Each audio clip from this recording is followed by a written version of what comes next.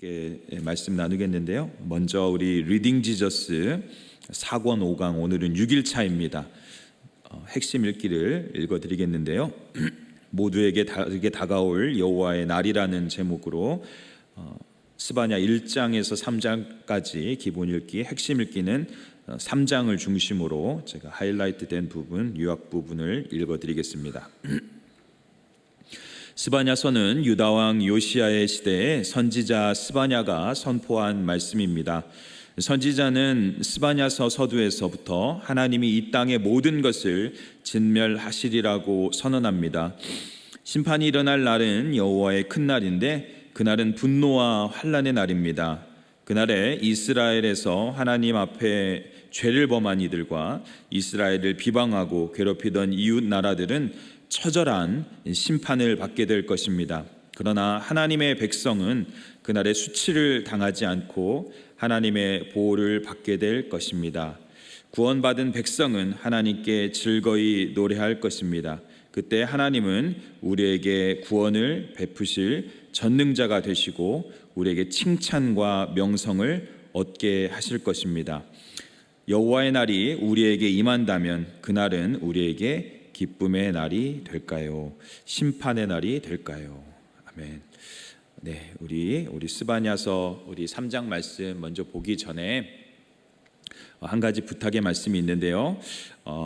담임 목사님께서 말씀하신 것처럼 예배 후에 우리 화면에 이 환우 기도 제목이 계속해서 나갑니다. 바쁘시더라도 중간에 나가시기보다는 우리 환우를 위해서 함께 기도하는 시간을 충분하게 가져주시면 감사하겠습니다.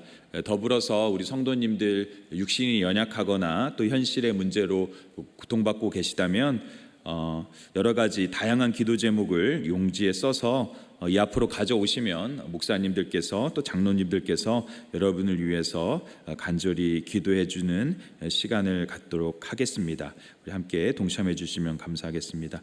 우리 오늘 함께 스바냐 3장 전체를 보긴 할 텐데요. 스바냐 우리 3장 14절에서 20절까지의 말씀만 우리 잠시 보도록 하겠습니다. 우리 스바냐 우리 3장 우리 14절부터 우리 함께 한번 말씀을 보도록 하겠습니다. 우리 스바냐 3장 14절부터 보겠습니다. 스바냐 3장 14절부터만 보도록 하겠습니다. 우리 같이 한번 읽겠습니다. 제가 읽고 여러분 읽고 우리 마지막 절 같이 읽겠습니다. 시온에 따라 노래할지어다. 이스라엘아 기쁘게 부를지어다. 예루살렘아 전심으로 기뻐하며 즐거워할지어다.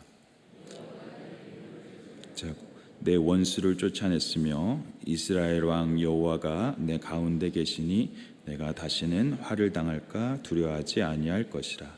그날에 사람이 예루살렘에 이르기를 두려워하지 말라. 시온아 내 손을 늘어뜨리지 말라. 너의 하나님 여호와가 너의 가운데 계시니 그는 구원을 베푸실 전능자이시라. 그가 너로 말미암아 기쁨을 이기지 못하시며 너를 잠잠히 사랑하시며 너로 말미암아 즐거이 부르며 기뻐하시리라 하리라. 내가 절기로 말미암아 근심하는 자들을 모으리니 그들은 내게 속한 자라. 그들에게 지워진 짐이 치욕이 되었느니라. 그때 내가 너를 괴롭게 하는 자를 다 벌하고 저는 자를 구원하며 쫓겨난 자를 모으며 온 세상에서 수욕받는 자에게 칭찬과 명성을 얻게 하리라. 같이 읽겠습니다. 내가 그때 너희를 이끌고 그때 너희를 모을지라. 내가 너희의 목전에서 너희의 사로잡힘을 돌이킬 때에 너희에게 천하 만민 가운데서 명성과 칭찬을 얻게 하리라. 여호와의 말씀이니라. 아멘. 우리 오늘 마지막 때를 살아가는 성도의 자세라는 제목을 함께 말씀을 나누겠는데요. 우리 방금 전에도 우리 중동 땅을 위해서 기도한 것처럼 세상이 참 어지럽고 혼란하고 그러한 어두운 세상 가운데 우리가 살아가고 있습니다. 뉴스를 보면은 우리가 살고 있는 이 시대가 정말로 마지막 때라는 것을 절로 느낍니다. 우리 예수님께서 성경에서 말씀한 것처럼 마지막 때의 징조를 보니까 민족이 민족을 또 나라가 나라를 대적하고 또 처처에 기근과 지진이 일어난다고, 자연재해가 일어난다고 했습니다. 또 믿는 사람들이 환난을 당하고 또 예수 믿는 것 때문에 우리가 미움을 당한다고 했는데, 오늘날 세상이 돌아가는 것을 보면 정말로 우리 주님 오실 날이 얼마 남지 않은 것 같습니다. 뉴스를 보신 분들은 다 아실 것 같은데요. 또 며칠 전에 한때 기독교 국가였고 또 신사의 나라라고 불리고 또 민주주의의 선구자라고 불리는 영국에서 믿기지 않는 폭력 시위가 있었죠. 저도 그 뉴스를 보면서 깜짝 놀랐는데, 영국에서 세 명의 어린아이가 죽으면서 그 아이를 죽인 사람이 이슬람 이민자라는 그런 어떤 거짓 정보가 퍼짐으로 인해서 극우 세력들이 이 반이민과 인종차별적 폭력 시위가 발생했습니다. 뉴스를 보니까 이 차들이 막 지나가면 극우주의자들이 세워가지고 이 사람이 Y씨냐 아니면은 유색인종이냐에 따라서 백인이면 그냥 보내고 유색인종이면 때리고 차를 부시는 이런 것들을 보면서 정말로 너무나 놀라움을 금할 수 없었습니다. 그래서 영국의 국가적인 비상 상태를 선포하기도 했는데요. 이것이 사실 스바냐 3장 1절에서 말하는 인간의 포악함과 잔인함이죠.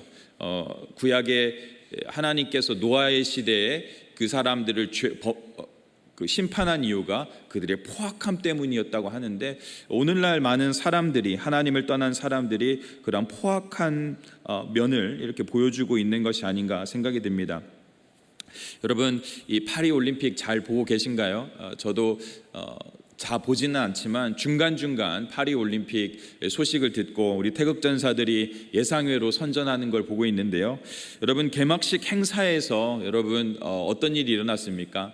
그 LGBTQ를 옹호하는 행사를 하면서 그 행사 중 하나가 그 레오나르도 다빈치가 그린 최후의 만찬이라는 그림을 패러디해서 예수님과 제자들, 여기 지금 화면에 나오는데요, 제자들이 만찬을 하는 이 장면을 패러디했죠. 여기에 보면은 제자들이 이렇게 예수님과 함께 식사하는 장면을 패러디했는데, 그 밑에 사진을 보면은 저 중앙에 있는 게 그리스 신인 디오시소스 신입니다. 이 신이 광란의 신이고 또 다산의 신이고 이런 어떤 여러 가지 풍요를 가져오는 신이라고, 그 신을 예수님 대신에 가운데 놓고 온갖 트랜스젠더와 또 여러 가지 이런 어떤 LGBTQ 분장을 한 사람들 혹은 그런 사람들을 좌우에 놓고 이렇게 패러디한 개막식 행사를 했는데요. 저도 이것을 보면서 정말로 우리 기독교인들에게 수치를 주고 또 모욕을 주고 또 우리를 분노케 하는 이런 세상의 문화 앞에서 참 마음이 너무나 나빴습니다. 우리가 이런 시대를 살아가고 있습니다. 우리 자녀들이 이러한 것들을 보면서 기독교를 대적하고 도전하는 문화 가운데서 신앙을 지켜야 되는 것이죠. 우리도 이러한 사회에서 우리의 신앙을 지켜야 되는데요. 그런데 이렇게 어둡고 혼란한 시기에 신앙을 지키고 견디는 것이 여러분 쉽습니까? 결코 쉽지 않다는 것입니다. 실제적으로 오늘날 교회를 보면요, 잘 못 견디는 것 같습니다. 팬데믹을 지나면서 우리는 우리의 신앙이 얼마나 별 볼 일 없는가, 물론 여러분들에게 그런 말을 하는 건 아닙니다. 하지만 저를 포함해서 팬데믹을 지난 많은 그리스도인들이 얼마나 자신의 신앙이 그래도 괜찮은 줄 알았는데 결코 그렇지 않았다라는 것을 많이 공감했을 거라고 저는 생각을 합니다. 지금도 아직도 팬데믹의 그 여파로 교회에 못 돌아오고 있는 분들이 많이 있지 않습니까? 여러분, 우리의 믿음이 회복되었는지, 교회에 나와서 프레젠트는 하고 있는데, 나오곤 있는데 우리의 신앙이 어떠한 모습인지 우리 한번 봐야 되는 것입니다. 사실 세상이 돌아가는 게 우리를 위협하기도 하지만 사실 그러한 세상을 이길 힘이 어디에서 나와야 되냐 하면은 우리의 내부에서부터 나와야 된다는 것입니다. 어제 금요 기도회에서 담임 목사님 말씀하신 것처럼 우리가 튼튼한 집을 잘 짓지 않으면 비가 나고 창수가 나고 바람이 불면 집이 무너진다는 것입니다. 진정한 싸움의 승리는 우리의 내면의 영성을, 우리의 기초를 잘 쌓아야 된다라는 것이죠. 그래야 우리의 외부의 힘, 그렇게 세상의 문화, 그리고 우리를 위협하는 온갖 외부의 환경 속에서도 우리가 신앙을 지킬 수 있다라는 것입니다.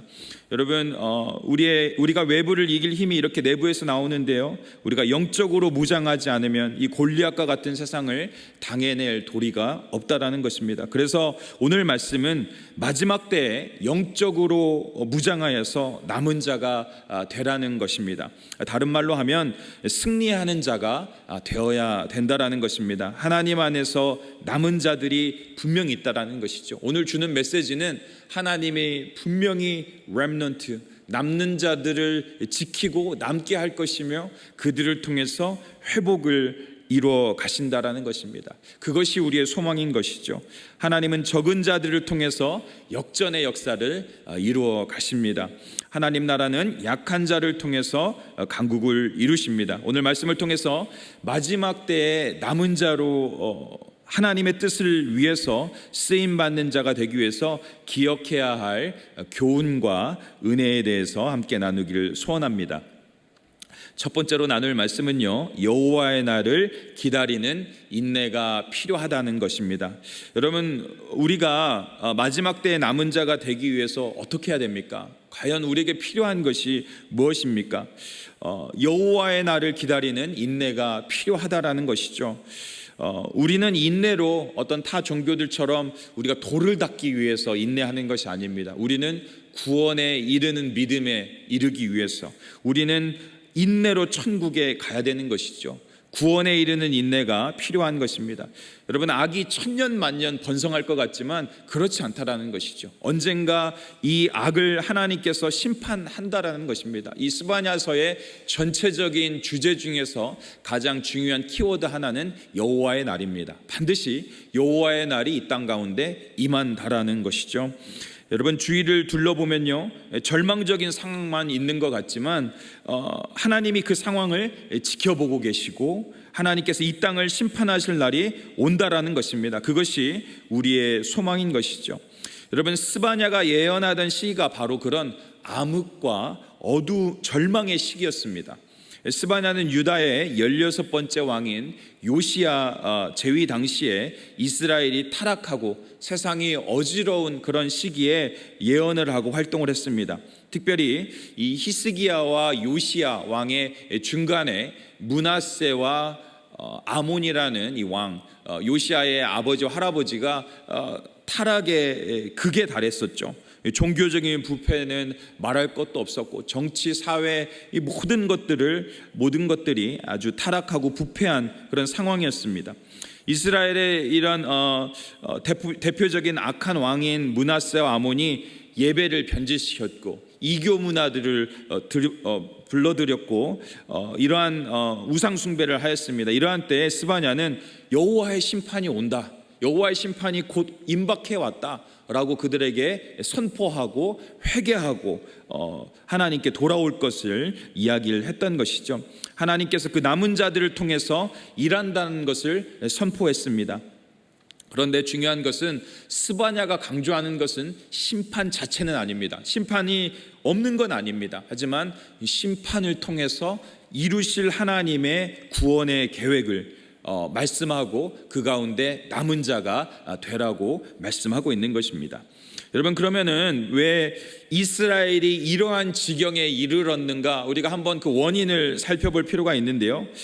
여러분, 이스라엘은요, 하나님이 아무 일도 하지 않는다, 하나님이 우리를 신경 쓰지 않는다라는 그 근본적인 생각이 그들의 근간에 깔려 있었던 것이죠. 스바냐 1장 12절에 보면 뭐라고 하냐, 여호와께서는 복도 내리지 아니하시며 화도 내리지 아니하시리라.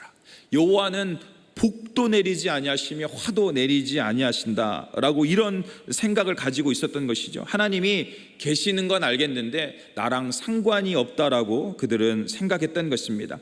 그래서 이것이 그들로 보이는 하나님을 섬기는 우상 숭배에 빠지게 했고 타락에 빠지게 했던 것입니다. 여러분, 이것을요 오늘날로 풀자면은 이것은 이신론적 관점입니다. 데이즘이라고 하는데요. 그건 뭐냐? 하나님이 계시고 하나님이 천지 창조를 하신 거는 아는데 하나님이 그 창조의 원리로 이끌어 가시지만 인간의 모든 대소사를 하나님이 관여하지 아니하시고 하나님이 역사하지 않는다라는 것입니다. 이 사고가 17세기와 18세기 계몽주의 이후로 인간의 인본주의와 철학과 과학이 발달함으로 인해서 사람들이 하나님의 존재에 회의를 느끼고 인간 스스로도 하나님 없이 살 수 있다는 사고가 만연되면서 이 이신론적 관점이 철학적인 사고가 만연돼 버렸죠. 그래서 하나님을 부인하지는 않되 그들이 하나님을 온전히 신뢰하지 않습니다. 그런데 그것이 세상에만 그런 이신론적 관점이 있는 게 아니라 그것이 교회에 들어와 버렸죠.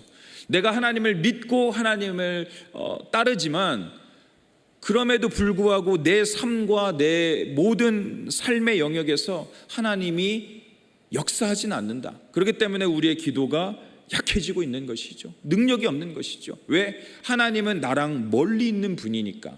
하나님은 내 눈물을 닦아주시지 않는 분이니까. 그런 사고가 교회 안으로도 들어온 것이죠. 여러분, 우리가 혹시 이러한 종교인이 되고 있지는 않는 것인지요. 기독교인이라는 명목과 정체성은 있지만 우리가 실제적인 살아있는 하나님을 믿지 못하는 이런 이신론적 어떤 사고가 있다면 우리가 그것을 깨뜨려야 될 줄 믿습니다. 우리는 우리 가운데 계셔서 우리를 도우시고 우리와 함께 하신 하나님을 철저히 신뢰하고 코람데오의 삶을 살아갈 때 정말로 이 세상을 이기고 남는 자의 신앙을 갖게 될 줄 믿습니다. 그래서 오늘 본문을 보니까요, 하나님이 그래서 어디에 계시냐? 그런 하나님은 저 멀리에 계신 분이냐? 그런 분이 아니라는 것이죠. 오늘 3장의 5절, 12절, 15절 말씀을 보면 하나님이 그들 가운데 계시다라고 누누이 강조를 하고 있죠. 5절에 보니까 하나님은 불의한 자들 가운데서 의를 바라신다는 것입니다. 하나님은 의인들과만 함께 있는 게 아니라 죄 가운데 들어가서 불의를 없애고 그 가운데 의를 바라시사 죄인들이 의이신 하나님을 보고 변화받길 원하고 그들을 남게 하기 위해서 역사한다는 것이죠. 또 12절 말씀 보니까 하나님은 곤고하고 가난한 자들, 다시 말하면 하나님 없이는 안 되는 자들 곁에 가서서 그들의 눈물을 닦아주는 분이라고 이야기를 하고 있죠. 또 15절 말씀을 보면 뭐라고 합니까? 우리 가운데 왕으로 다스리시는 분, 하나님만이 온전한 정의와 공의가 있기 때문에, 완전한 사랑이 있기 때문에 세상 신은, 세상 왕은 믿을 수 없지만 그분이 다스려 줄 때 우리가 누릴 수 있는 온전한 행복과 기쁨을 줄 수 있는 왕으로서 우리 가운데 역사하시는 분이라고 이야기를 하고 있는 것입니다. 그런데 우리가 어떻게 하나님이 우리랑 멀리 있는 하나님, 우리에게 화도 주시지 않고 복도 주시지 않는 하나님이라고 말하고 그렇게 신앙생활을 할 수 있겠습니까? 저와 여러분이 이런 살아계신 하나님을 온전히 신뢰하고 믿는 그런 축복된 은혜를 누리는 우리 모두가 되기를 간절히 축원드립니다. 그래서 8절 말씀을 보니까요, 하나님께서 얼마나 구체적으로 또 적극적으로 이 땅을 감찰하고 일하시는지를 알 수 있는데요, 제가 8절 말씀 읽어드리겠습니다. 나 여호와가 말하노라. 그러므로 내가 일어나 벌할 날까지 너희는 나를 기다리라. 내가 뜻을 정하고 나의 분노와 모든 진노를 쏟으려고 여러 나라를 소집하며 왕국들을 모으리라. 온 땅이 나의 질투의 불에 소멸되리라. 이 한 구절에 나라는 말이 6번이나 반복됩니다. 내가 직접 나서서 이 땅을 벌할 것이며 내가 심판할 것이다. 내가 이 심판하는 이유는 뭐냐? 하나님께서 심판하는 이유는 뭐냐? 하나님께서 남은 자를 통해서 다시 회복의 역사를 이루기 위함이라는 것입니다. 그런데 하나님께서 잠자코 있는 분이 아니라 내가 일할 것이니, 그리고 내 여호와의 날이 임할 것이니 너희는 어떻게 하라고 합니까? 나를 기다리라고 합니다. 하나님의 목적은 남은 자를 구하기 위해서 너희가 기다리고 그 심판의 날이 반드시 온다, 악을 멸할 날이 온다라는 것을 말씀하고 있는 것입니다. 여러분, 우리가 이러한 하나님을 믿고 신뢰하길 간절히 바랍니다. 그러한 심판의 날에 우리가 심판받는 자들이 아니라 남겨진 자들, 하나님께서 새 일을 위해 쓰임받는 그러한 자들이 되기를 간절히 축원드립니다. 여러분, 이제 이 심판의 날에 남은 자들에게 하나님께서는 구원의 기쁨의 소식을 전해주시고 그들의 눈물을 닦아주시고 그들을 새롭게 하신다는 것입니다. 그때까지 일하시는 하나님을 기대하고 기다려야 됩니다. 우리가 인내해야 되는 것이죠. 여러분, 9절부터 13절까지의 말씀을 여러분 보면요, 여호와의 날을 인내로 기다리는 자들에게 일어날 일들이 세세하게 적혀져 있습니다. 하나님께서 우리로 인내하게 일하시게 하는 것을 또한 볼 수 있는데요, 여러분, 신앙을 지키다가 힘들어도 이렇게 우리를 위해서 일하시고 인내하시는 하나님을 여러분 기억하시길 간절히 바랍니다. 9절과 10절 말씀을 보면요, 하나님께서 이제 남은 자들을 정결케 하시고 그들로 하나님을 섬기게 하십니다. 9절에 이런 말씀이 있는데요, 여러 백성의 입술을 깨끗하게 하여 그들이 다 여호와의 이름을 부른다고 하는데요, 이것은 회복을 의미합니다. 여러분, 이제 여러 백성이 한 언어로 하나님을 부르는 역사, 이것은 여러분 무엇을 생각나게 합니까? 바벨탑 사건을 생각나게 하죠. 우리의 죄로 인해서 문화가 갈라지고 언어가 갈라졌습니다. 하지만 여호와께서 회복시키는 날에 이제 온 백성이 하나가 되어서 하나님을 예배하는 그런 날이 온다라는 것입니다. 이것은 온전한 예배의 회복을 이야기하고 있는 것입니다. 그리고 10절에 흩어져 있는 자들이 다시 모여서 예배하는 역사가 일어난다라는 것이죠. 11절 말씀은 복음의 메시지를 특별히 전해주는데요, 여러분, 이것이 은혜입니다. 우리가 남들보다 의롭고 잘나서가 아니라 하나님께서 우리를 택하시고 우리의 죄를 가려주신다라고 말씀하고 있는 것입니다. 이것이 하나님의 열심이고 하나님의 인내가 되는 것입니다. 우리는 하나님의 오래 참으심을 보고 인내하실 수 있습니다. 하나님이 우리의 죄를 가려주셨기 때문에. 우리의 죄가 한 번만 짓고 끝나는 게 아니라 반복되는 죄, 우리의 죄성이 있음에도 불구하고 하나님께서 그 죄를 가려주신다라는 것입니다. 그 하나님의 인내하심이 있기 때문에 우리가 인내할 수 있고 하나님의 날을 기다릴 수 있는 것입니다. 12절 말씀에 보면요, 그렇게 남은 자들은 곤고하고 가난한 백성이라고 이야기를 합니다. 여러분, 이것은 물리적으로 가난한 자들을 이야기를 하고 할 수도 있는데요, 사실은 영적으로 가난한 상태, 심령으로 가난한 자들을 이야기한다라고 볼 수 있습니다. 그리고 곤고라는 이 단어는 사실은 그 humble이라는 단어에 또 이렇게 빗대어서 그런 의미를 가지고 있는데요, 이렇게 하나님 안에서 남은 자들이 하나님이 주시는 영광의 미래를 나눌 수 있다는 것을 12절은 이야기를 합니다.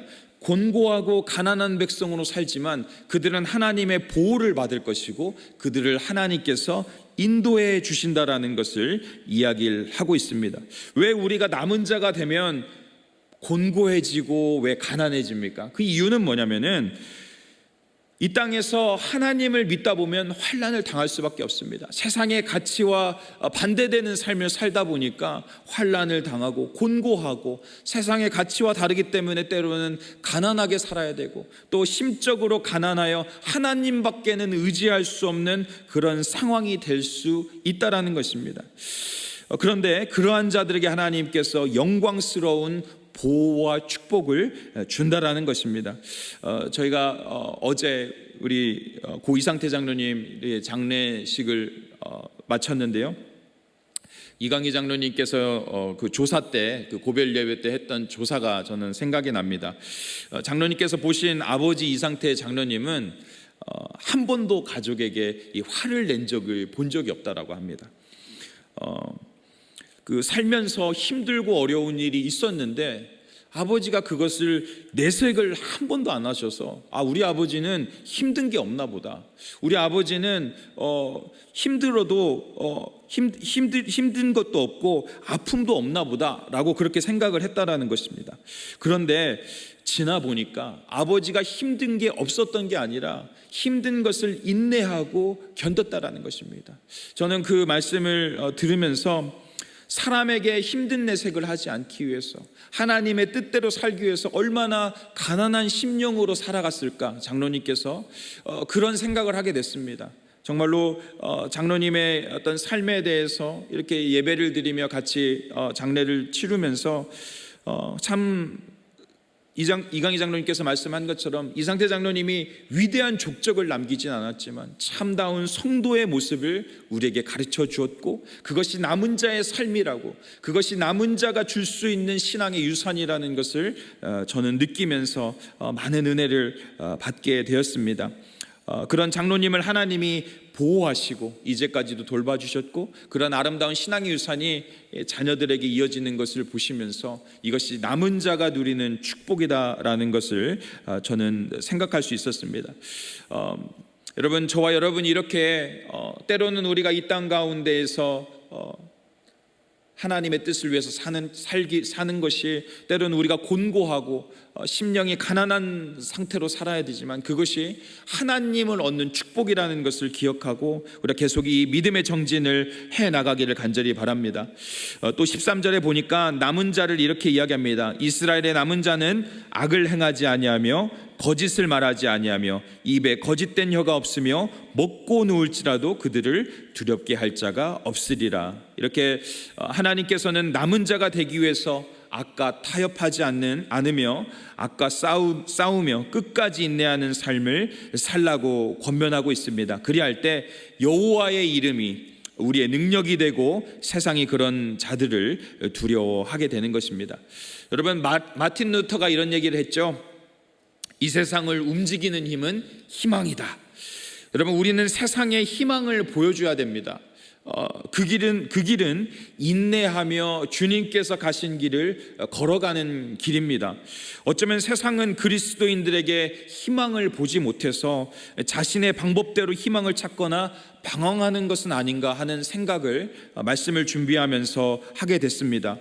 우리가 참 그리스도인의 삶을 보여주었다면, 이것이 정말 진리의 길이라는 것을 우리가 걸어갈 때 인내하며, 그들이 걸어가는 길에 도대체 무엇이 있길래 그들은 저렇게 인내하며 곤고한 삶을 살아갈 수 있는가라는 진실되고 진짜 믿음을 우리가 보여준다면, 세상도 우리를 통해서 희망이 세상에 있는 게 아니라 진리 가운데 있고 하나님 안에 있고 그들이 믿는 신념 가운데 있구나라는 것을 볼 수 있을 거라는 것입니다.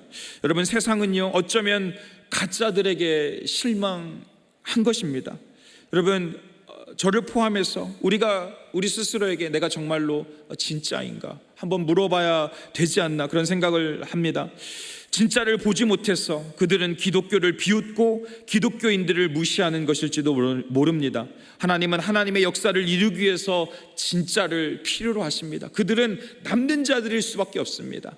하나님이 심판 이후에 남는 자들을 통해서, 그 진짜를 통해서 하나님의 역사를 이루길 원하는 것이죠.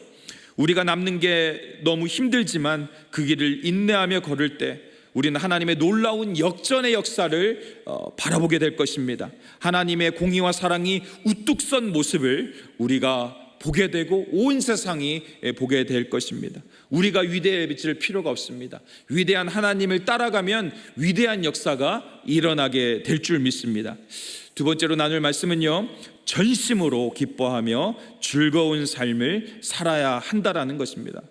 두 번째로 나눈 말씀은, 도대체 내가 남는 자로 그렇게 치열하게 신앙을 지키기 위해서 남으면 도대체 남는 게 무엇이냐, 나에게 남는 게 그러면 무엇이냐, 여러분 물어볼 수 있습니다.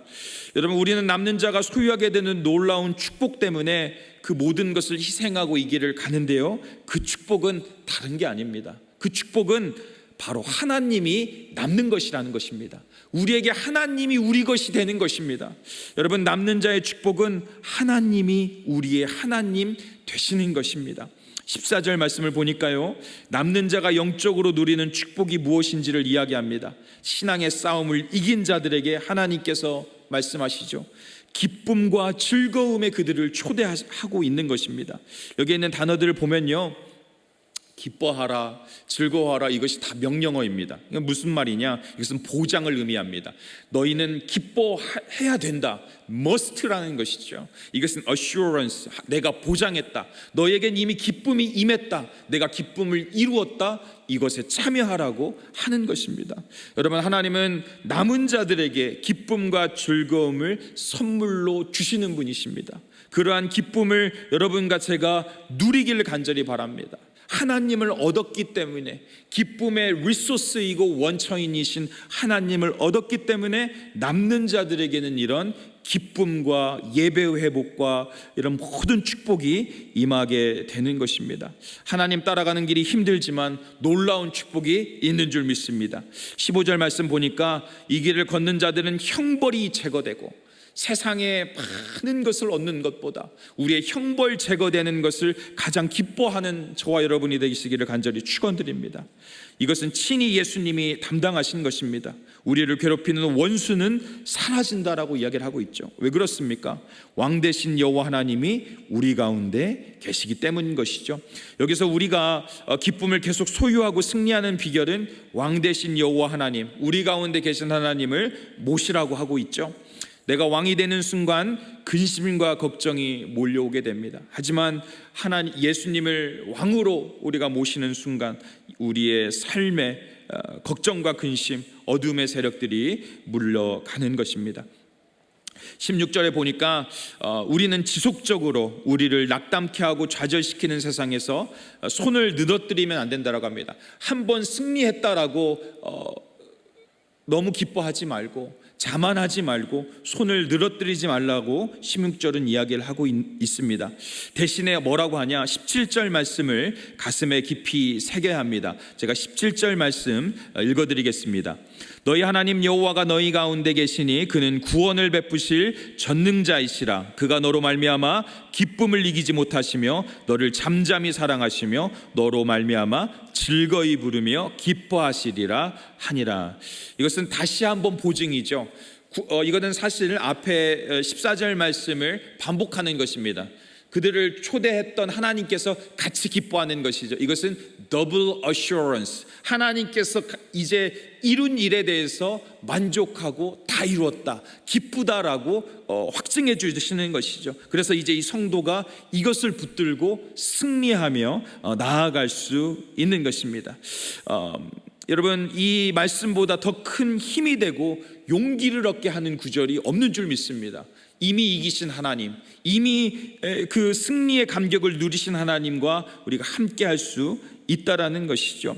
이것을 조금 자세히 살펴보면요, 우리가 그렇게 기뻐할 수 있는 이유는 우리 가운데 계시는 하나님은 전능하신다라는 것입니다. 우리 가운데 있으면서 아무런 도움도 되지 않는 그런 분이 아니라 우리를 능히 도우시고 우리를 능히 죄에서 건지실 분, 우리의 육신을 죽이고 살리는 것은 그분에게 경한 일이고 우리의 영도 죽이고 살리시는 권세를 가지신 예수 그리스도께서 부활의 영광으로 우리와 함께 한다는 것이죠. 두 번째는 우리 가운데 계시는 이유가 그저 적선이나 하고 동정하려고 있는 정도가 아니라 하나님은 우리를 기뻐하신다라는 것입니다.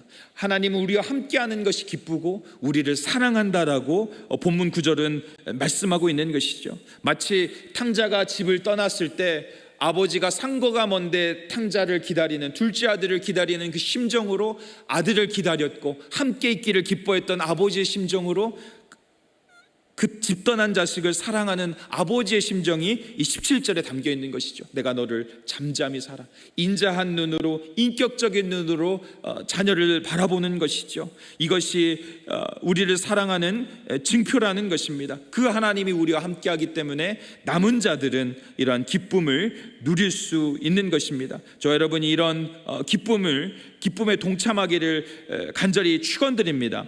그런데 여러분, 우리가 이 신앙생활 하다 보면요, 우리 사람들이 그런다고 합니다. 심리학적인 어떤 이런 걸 보니까 이 감정도 습관이라고 하는데, 어떤 사람들은 이게 잠시 기뻤다가도 이 우울이 습관이 되어서 내가 이렇게 기뻐하면 안 되는데 불안해가지고 다시 나는 우울해야 돼 하면서 우울로 간다라고 합니다. 이게 이 사람들이 감정이 습관이 돼서 어떤 사람들은 이렇게 화내는 습관, 어떤 사람들은 이렇게 우울한 습관, 아니면 언해피한 이런 이 감정들을 가지고 있다가 이것은 나와 함께해서 어느 순간에 그 사람의 정체성이 된다라고 하는 것이죠. 여러분, 이것이 사탄이 이용하는 것입니다. 사탄은 여러분의 감정들을 이용하고 이성을 이용해서 우리를 하나님으로부터 멀게 하는데요, 우리가 붙들어야 될 것은 약속의 말씀입니다. 우리를 기뻐하라고 하신 하나님, 우리에게 기쁨을 주신 하나님, 그 하나님을 붙들고 기쁨을 누리시기를 간절히 바랍니다. 마지막으로 19절과 20절 말씀이요, 하나님의 약속을 믿으시기를 바랍니다. 우리를 죄악에서 구원하시고 우리의 왕이 되실 뿐만 아니라 하나님의 축복과 명성과 영광을 우리에게 허락해 주신다라고 합니다. 세상 어떤 것보다 우리가 누리고 사모해야 될 복인 것이죠. 스바냐 3장 20절만 제가 읽어드리겠습니다. 내가 그때 너희를 이끌고 그때 너희를 모을지라. 내가 너희 목전에서 너희의 사로잡힘을 돌이킬 때에 너희에게 천하 만민 가운데서 명성과 칭찬을 얻게 하리라. 여호와의 말이니라. 사랑하는 성도님들, 우리가 이 땅을 살면서요, 우리가 남는 자, 하나님이 찾으시는 한 사람이 되기를 간절히 축원드립니다. 우리가 그렇게 믿음을 지키는 이유는 그렇게 하나님을 믿어서 세상 사람들처럼 성공하는 게 아닙니다. 세상 사람들의 방법은 아니지만 우리는 하나님 믿어서 성공하는 게 아니라 우리는 하나님을 믿어서 하나님을 얻는 것입니다. 여러분, 우리는 세상 풍조에 휩쓸리지 않고 인내하며 믿음을 지키는 이유는 오직 하나, 온 우주 만물을 지으시고 우리를 능히 구원하시고 우리를 사랑하시되 잠잠히 사랑하시는 하나님을 얻기 위해서, 그리고 그분과 영원토록 예배하며 살기 위해서 여러분, 우리 이 인내의 길을, 이 성도의 길을 가는 것입니다. 거기에 참 기쁨과 영광이 있습니다. 그래서 사도 바울이 뭐라고 이야기합니까? 빌립보서 3장 8절에 또한 모든 것을 해로 여김은 내 주 그리스도를 아는 지식이 가장 고상하기 때문이라. 내가 그를 위하여 모든 것을 잃어버리고 배설물로 여김은 그리스도를 얻고 라고 말씀하고 있는 것입니다. 여러분과 제가 그런 하나님을 얻게 되기를 간절히 축원드립니다. 마지막으로 한 예화 들고 마치겠는데요, 예전에 교회에서 한 성도와 이렇게 상담을 하면서 인생의 사연을 듣는데 삶의 이야기가 너무나 파란만장하다는 것을 알게 됐습니다. 중간중간 들려주는 이야기를 들으며 눈물이 없이는 들을 수 없는 그런 아픈 사연이 있었습니다. 그렇게 삶의 바닥을 칠 때 육신적으로 피폐해지고 재정적으로 파산하고 영적으로 정신적으로 만신창이가 되었을 때 하나님께 울부짖었다라고 합니다. 하나님, 저에게 도대체 왜 그러시는 거예요? 라고 물었다라고 합니다. 저는 그분이 당한 삶의 고통의 무게에 비해서 너무나 나이스하게 하나님께 물어봤다라고 할 정도로 그분의 삶이 너무나 눈물 없이는 들어줄 수 없는 그런 스토리였습니다. 그런데 그렇게 울부짖으면서 하나님께 호소할 때마다 하나님께서 그분의 마음을 붙들어 주셨다는 겁니다. 신기하게 그분의 마음에 믿음이 계속 생기더라는 겁니다. 하나님이 나를 붙들어 주실 것 같은 생각이 들더라는 겁니다. 정말 인내의 바닥이 나고 과연 하나님이 계시는가 하는 상황에서도 하나님께 부르짖을 때 하나님께서 믿음을 주신 것입니다. 그리고 지금 사실은 더 큰 고통에 사실 그분이 있는데요, 지금의 어려움을 인간적인 방법으로 해결하지 않기 위해서 저에게 상담을 오고 하나님의 방법을 구했습니다. 그 마음이 너무나 귀하고 은혜를 받았는데요, 사실 저도 모르게 제 마음속으로 하나님, 도대체 왜 이분에게 왜 이러십니까? 라는 그런 생각이 들 정도였습니다. 그런데 성령님께서 감동을 주시기를 성도의 인내를 하나님이 귀하게 여긴다 라는 것을 알려주셨습니다. 여러분, 그분에게 무엇이 남았는가 제가 생각을 해봤는데요, 하나님이 남았어요. 그분이 하나님을 그렇게 붙들고 있더라는 겁니다. 공고한데 가난한 백성이 됐는데 하나님을 얻었다라는 겁니다. 여러분, 저는 그분이 승리했다라는 것을 느끼게 됐습니다. 악이 굴복하는 것을 보게 됐습니다. 여러분, 그렇습니다. 모든 것을 잃었습니까? 침체됐습니까? 파산한 것 같습니까? 그래도 하나님을 잃지 마시길 바랍니다. 그러면 모든 것을 얻은 것입니다. 전부를 줄 수 있는 그분을 얻는 게 전부를 얻는 것입니다. 사랑하는 성도님과 제가 마지막 때에 우리가 남는 자가 되기를 간절히 축원드립니다. 여러분, 이사야서 6장 13절에 이렇게 얘기하죠. 밤나무와 상수리나무가 배임을 당하여도 그 그루터기는 남아있는 것 같이 거룩한 씨가 이 땅의 그루터기라. 그 그루터기를 통해서 하나님이 놀라운 역사를 이루실 것을 믿고 나아가는 저 여러분 되시기를 간절히 축원드립니다.